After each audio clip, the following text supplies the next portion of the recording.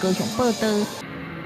花莲的水尾车站昨下晡有部分所在落落去，这后夜停车坪是落一坑，深度有2米半，加在是无人受伤。这台铁初步判断可能就是停车场下骹的管线去漏水，唔才会造成意外。目前已经灌浆，重新铺好病。路边出现一个大坑，整啊角拢落入去，四周边的路敢若是相当规拢落落去。花莲的水尾车站。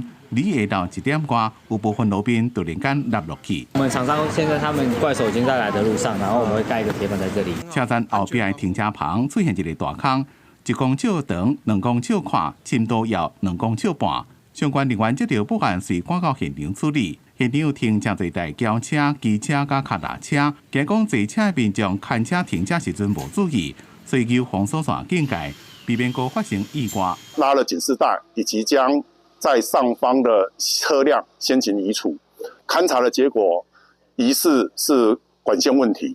那我们后续会紧急在今天晚上就紧急做回填的动作，那避免那个灾情再扩大。地地初步判定，停车场是铺高压砖，下骹拢是管线，管线正复杂，敢若是管线漏水了，慢慢落落去，上尾下煞变做一个大坑。目前已经灌浆定铺。估计伫22早起就能完成。好在这件事故无造成另外的伤亡。记者综合报道。